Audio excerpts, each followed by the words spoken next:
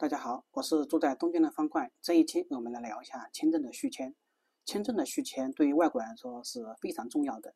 因为如果你不进行签证的续签的话，你的那个合法在留会变成那个非法滞在。所以说，在签证到期之前，续签是非常重要的一环。当然，在中文里面，我们所说的续签的意思呢，还包括在留资格的变更。不过呢，我们这里讲的也就是这一期讲的续签呢，主要指的是在留资格更新，而不是在留资格的变更。有关于在留资格的变更，我会单独在分析期给大家讲。一般是什么人需要续签呢？一般是你在这个签证到期之前以及这个签证到期之后，你都会进行那个同一种职业，比如说留学生，或者说是那个社员，又或者说是那个公司的老板，你都要进行一个续签。也就是续签是指的是把你同一种资格的在日本的在留期限进行延长的一个意思。就比如说从那个语言学校到大学，再到大学院，这期间你可能需要进行至少3次续签。然后如果你是公司的社员，根据日本政府也就是日本入管局给你的那个在留期限进行续签。而有关于投资签证的话，我朋友那边我了解了一下，他是那个1年一次续签，也就是每1年都需要进行一次更新。留学生有关于续签的年数呢，一般是跟你学校这个在读的年限有关。比如说语言学校一般是给你1.5年或者2年的在留，然后这个毕业以后你需要进行，比如说你要升学的时候，你需要去新的学校进行重新申请这个续签，而这个申请的这个续签的那个年限，一般跟你这个，比如说你大学你是3年制的，那他可能会给你3年；如果你是2年制的，会给你2年，按照这个方法来进行评定的。当然，影响续签的因素还有其他因素，这个我们放在后面来讲。续签什么时候开始呢？主要是看你在留卡，在留卡上有一个期限，那个期限之前的3个月你开始准备的话，那么就一般是不会出什么大问题的。你可以在期限过期之前得到新的在留卡。当然，也可能会因为一些特殊情况而无法在过期前得到新的在留卡。但是呢，即使你无法得到新的在留卡，入国管理局也会给你颁发一个证明，这个证明是证明你是在日本仍然具有合法在留日本的一个身份的证明。如果说你没有这个证明的话，你可能会被警察列为非法滞在，这个是非常不划算的。所以说，这个证明你一定要保证好，直到你得到新的在留卡之前，都千万不要搞丢。一般呢，学校或者公司会提早进行通知的，比如升学的时候，学校的管理部门会提前通知续签。还有新入生记得在进入新的学校以后，一定要咨询一下续签事宜。虽然学校它都会在那个正式开学之前给大家一个说明，就是说说明你那个外国留学生你需要进行哪些注意事项，其中就有关于续签相关的一些。还有语言学校在你毕业的时候，他们会给你说你需要这个或者那个证明才能去办理续签，一般是那个学校的成绩证明和那个学校的毕业证明，这2个证明你拿起来，然后到新的语言学校，或者说新的你的那个升学的学校，拿到这个升学学校的在读证明，然后这3个结合在一起去办理新的续签。之所以进行续签呢，一般有2个原因，一种是在留期限不够，需要进行同一种活动的时候需要进行续签；另外一种是法人的变更，这个一般就指的是升学，或者说是你去一个新公司的时候。升学的时候是属于法人的变更，因为你从语言学校到大学院或者大学的时候，你的代表法人也就替你担保的那个法人已经变更了，从语言学校变成了大学，所以需要进行一个在留资格的更新，也就是续签。另外一种呢是，比如说你的大学是4年，但是第1年也是第一次，他只给了你2年，所以说你需要在2年到期之前再续签2年，是这个意思。有关于在留卡的期限怎么看呢？我给大家看一个例子。好，这是一个在留卡的一个样本。样本呢，我们可以看到有很多，因为比如说这个是你的在留卡那个番号，然后你的名字，然后这里是你的生年年月，然后性别，然后国籍，这些都会有的。然后是你的居住地还有这里是你的在留资格。在留资格一般留学生就是留学，然后社员的话它是有很多种资格的，这个我们以后再讲。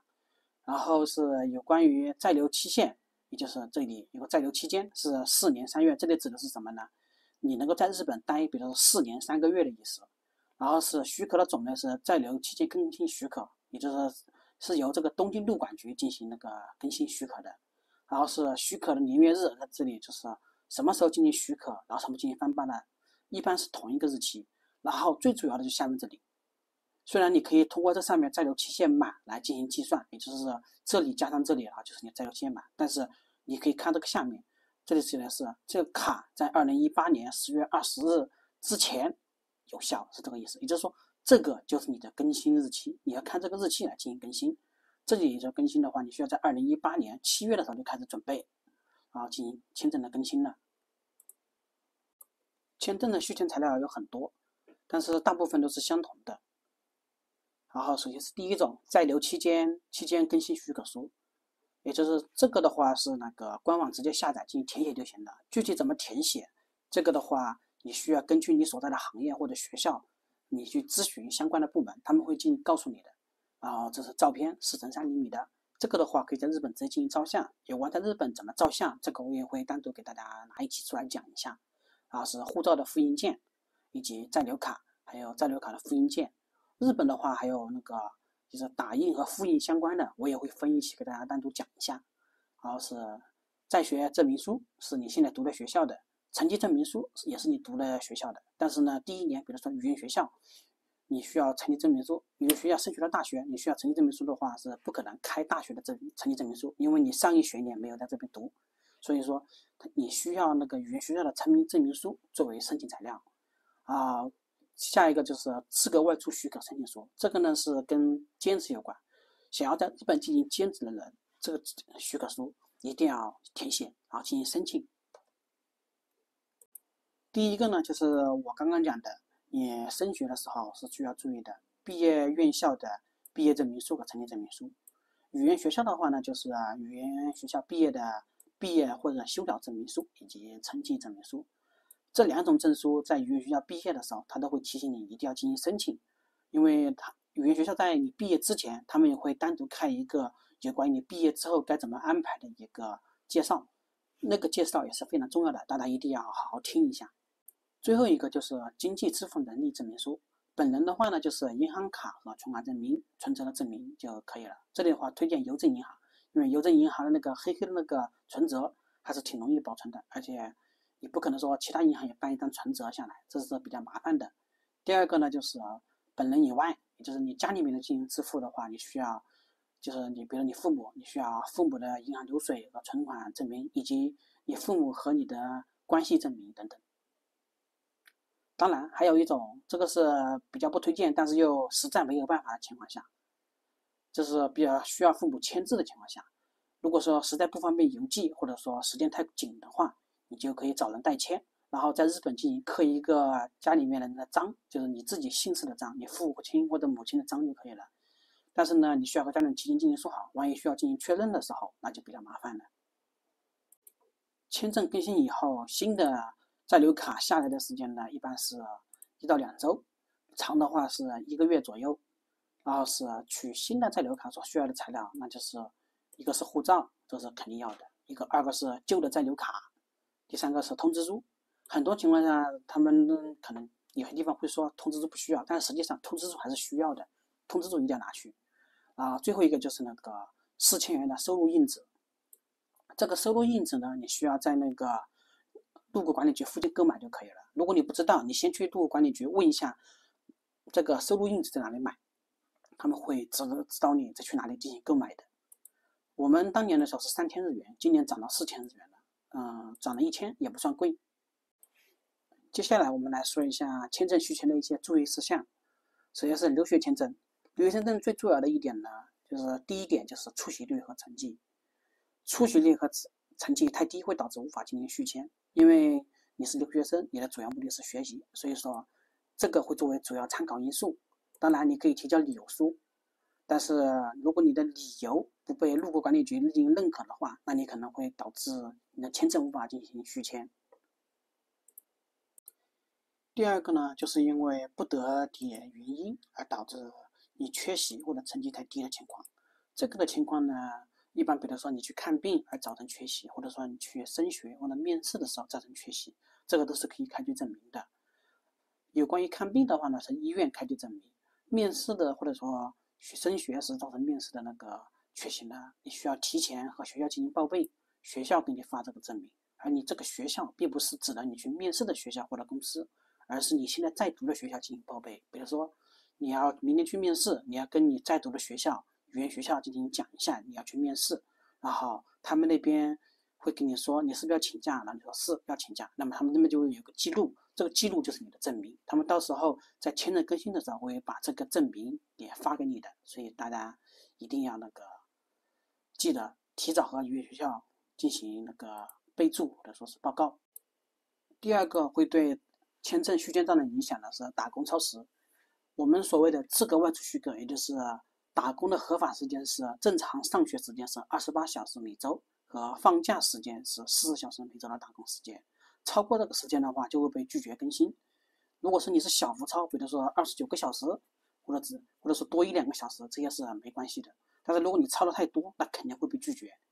还有这里指的放假的时间是指的小长假或者大长假的时间。有关于放假相关的，我也会单独给大家抽期出来讲一下。第三个呢，就是指的是材料问题。材料问题是最简单的一个问题，也就是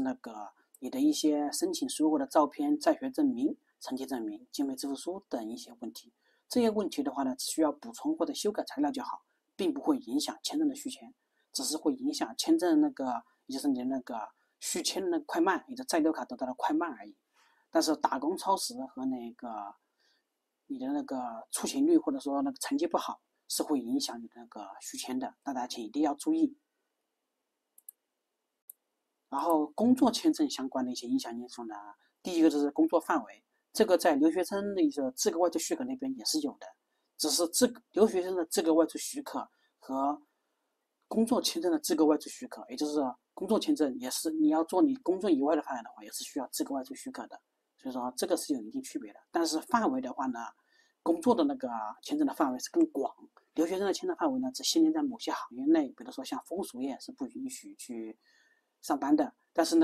工作签证的资格外出许可是允许去上班的，这个是有区别的。然后另外一个就是行为不良，行为不良的，比如说你被学校开除了，你在日本犯事了，被刑事拘留过，这个也是会影响你的签证的。然后留学签证相关的话呢，主要是健康保险，也就是说健康保险和年金是对工作签证来说都一定要定时缴纳的，不缴纳是不行的。但是对留学生来说的话，健康保险是一定要缴纳的，一定要记着，在你去申请签证续签之前，把你的健康保险全部缴清了再去，不要因为抱着侥幸心理而导致可能无法进行续签。非常感谢大家的观看，如果我的视频对大家有帮助，希望大家帮忙点赞和分享。如果大家对我的内容感兴趣，欢迎订阅我的频道，我会继续分享日本生活相关的经历和经验。如果大家有疑问或者想和其他的润友一起交流，欢迎加入我的私人电报群。谢谢大家。